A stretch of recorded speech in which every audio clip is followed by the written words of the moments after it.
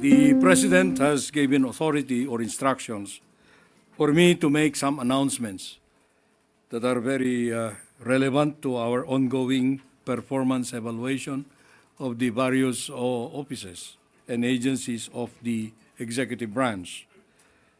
Let me first announce the people whose resignations have been accepted. Take note of this. Those whose resignations have been accepted are the following: Chairperson and Chief Executive Officer Maynardo Sabili of the Presidential Commission for the Urban Poor. Mr. Terence C. Calatrava, Presidential Assistant for the Visayas. And Mr. Almarim C. Tila, Presidential Assistant on Muslim Affairs. Terminated is Mr. Menandro M. Espinelli, Presidential Advisor for Special Concerns.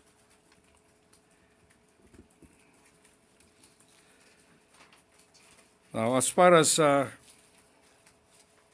new appointments are concerned, I have to announce that today the President has appointed Attorney Francis Edralin Lim as the incoming chairperson of the Securities and Exchange Commission. He will take over from the incumbent chairman Emilio Aquino, whose term will expire on June 5, 2025. Attorney Lim is a distinguished member of the legal and financial communities. He has an extensive background in corporate and securities law. He previously served as the President and Chief Executive Officer of the Philippine Stock Exchange and is a senior partner at Accra Law. Attorney Lim is also a former trustee and president of the Shareholders Association of the Philippines. He has contributed significantly to investor protection and market transparency through both his professional work and his academic involvement. He brings to this office decades of experience in corporate law, governance, and capital markets regulation. His leadership is expected to strengthen investor confidence and further promote transparency, innovation, and inclusive growth in the Philippine financial sector. At this time, we would like to tell the people that the President is deliberating on his first historic appointment to the Supreme Court. We received the list from the JBC only recently, and he is poised to make his first appointment in that court. We cannot make any announcements yet on who his choice will be. The next part of these announcements will dwell on which of the cabinet secretaries and high officials will be retained. This has come to be important to us because we have to clear the uncertainties in many agencies and offices. So please pay attention to this. The resignations of the following have been declined by the President. That means they will continue to serve in their respective offices. Department of Agriculture Secretary Francisco P. Chu Laurel Jr. DAR Secretary Conrado M. Estrella III. DepEd Secretary Juan Edgardo M. Angara. TESDA Secretary Jose Francisco Benitez. DOL Secretary Bienvenido Laguesma. DSWD Secretary Rexlon Gatchalian. DOH Secretary Chodoro Herbosa. DMW Secretary Hans Leo Kakdak. DOST Secretary Renato Sulidom Jr. DOT Secretary Maria Esperanza Cristina Frasco. DICT Secretary Henry Ruel Aguda. DOTR Secretary Vivencio B. Dizon II. DPWH Secretary Manuel Bunuan. Chief Presidential Legal Counsel Juan Ponce Enrile. PMS Secretary Elaine T. Masukat. MMDA Chairman Romando Artes.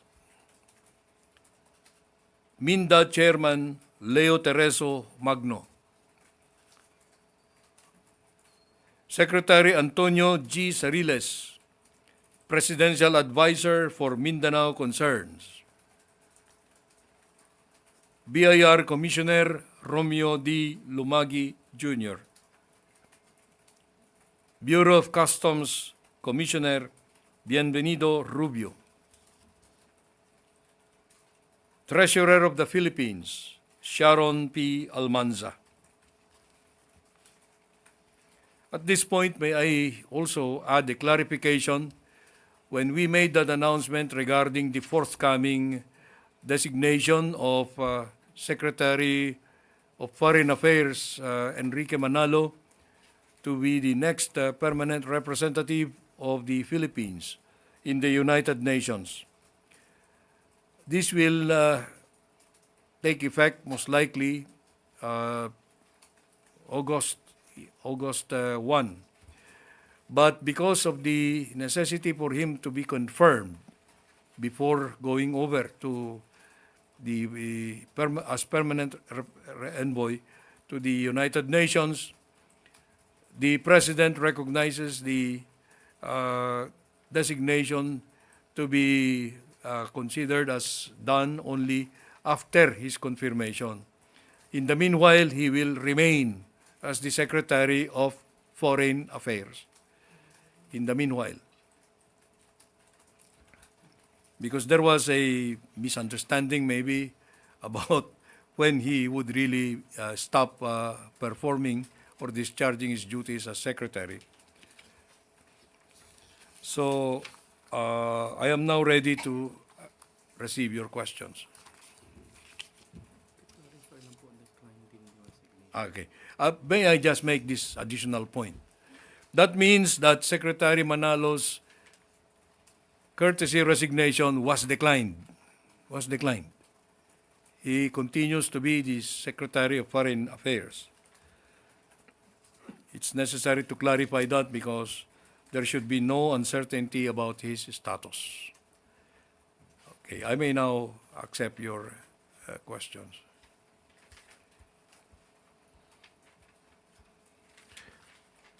Ivan Mayrina, GMA News. Yes, good afternoon. With the announcement on the cabinet secretaries whose courtesy resignations were declined, it appears that this performance review was not as sweeping as the public may have anticipated. Well, if you are asking for blood, there will still be blood. But, you know, we are still undertaking continuing performance evaluations even of those undersecretaries or those lower than the cabinet rank functionaries. I assure you that this is a very sweeping and thorough evaluation being made by the President and the panel of his choice regarding those who will be continuing, remaining in office, and those who will be ultimately ousted. But at least for the major departments, wala hong masyadong movement. So does the President expect changes in how these departments are run with the same heads? That's a very good question. No? All of them who have been retained, including myself, are expected to give fresh attention to the mandates and to give more performance, show more performance in our respective areas. And if you will note, these secretaries whose resignations have been declined need to be announced because there have been many speculations that have been going around and they have been the victims of intrigues and harassment from many quarters. That's why we came out today with an announcement of who they are, because it's just simple justice to them. Thank you. Ace Romero, Philippine Star. Secretary, yung mga kalihim po na hindi ninyo nabanggit, we can assume na ongoing pa po yung performance review sa kanilang performance. You're right. Yes, that's true. May we ask for the reasons why yung mga nabanggit po ninyo na nauna kanina, tinanggap yung kanilang pagbibitiw? Well, these are the officers of various ranks. May undersecretary, may secretary, may assistant secretary ang levels. Well, the assessments about them is that they did not perform up to par. That's the assumption. So we will just leave it at that. Jean Mangaluz, philstar.com. Good morning, Secretary. Are we still Good assessing? Good afternoon. Are we still assessing the chiefs of the GOCCs? Yes, the chiefs of the GOCCs, as I mentioned last time, is that they are subject to the yearly review by the GCG. But their heads of offices, they will surely be assessed by us. Okay? So, the annual review by the GCG is mandated by law. The GCG law requires this to happen in the middle of every year. So about now, June. We do not know what the GCG is going to recommend, but on our part, as far as the heads of the GOCCs are concerned, we will surely come up with announcements very soon. Tristan Nodalo, Newswatch Plus. Hey sir, good afternoon. Sir, just siguro a follow-up lang din. No? Given nga po yung line-up ng mga hindi po tinanggap na resignation o nagstay na cabinet members, may marching orders po ba sa kanila yung Pangulo now that sila yung magko-continue nung last 3 years na term? Well, the President will give individual marching orders to all of them. And as of now, it will not be convenient for us to mention what are those marching orders. But definitely they know that the President demands the highest degree of performance. And those who have not been retained know also where they have failed or where they were short in delivery. Siguro sir, message na lang po sa public na baka isipin nila wala namang nagbago sa lineup of cabinet secretaries at the very least, yung marami pong natira na sila rin naman. Ano pong mensahe nyo sir sa publiko? Well, alam nyo, ito ang gusto kong maintindihan ninyo. No? The President is a manager. He has his own levels of achievement that he has imposed on each of us in the cabinet. And his expectations are there, and it is only the President who can decide if we performed up to par, or we delivered on those promises or the expectations that he gave to us, announced to us at the beginning. And because of this, the President might have probably, most likely, determined that most of these whom he retained have performed at par, because otherwise he would surely have fired them. You know, this is not a purge. You must understand that. That's why we went to the courtesy resignation as the means for implementing this reorganization. But even if you have been retained now, you will still be expected to make your to deliver on your marching orders, and these are very specific to each of these respective officials of government. Maricel Halili, News 5. Magandang hapon po, sir. Sir, yun pong na-mention ninyo kanina na mga officials who will be replaced. What are the reasons that the President decided to remove them from the post? Are they involved in particular issues or just failure to meet the expectations of the President? Yes. Good that you asked that because, these are the presidential advisors, presidential assistants. No? There are many of them. And the four whom we have named today were probably those that the President, as of now, has determined that they have not delivered on their respective mandates. I will not delve into the details because they are not to be, they're of different categories, okay?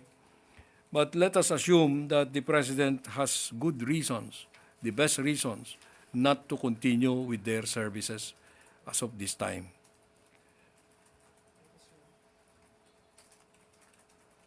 Any more questions?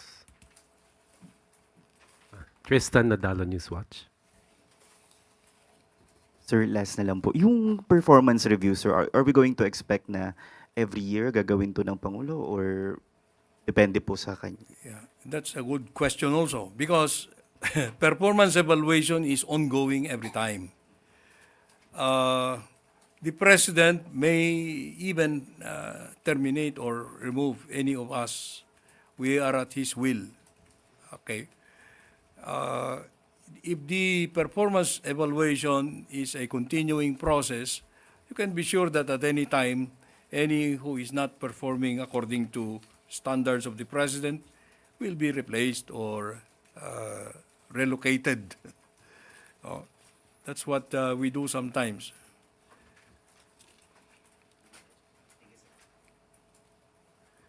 If there are no more questions, thank you very much, Executive Secretary Lucas P. Bersamin. Thank you. Thank you. Thank you very much, Malacanang Press Corps. No, it all depends on when.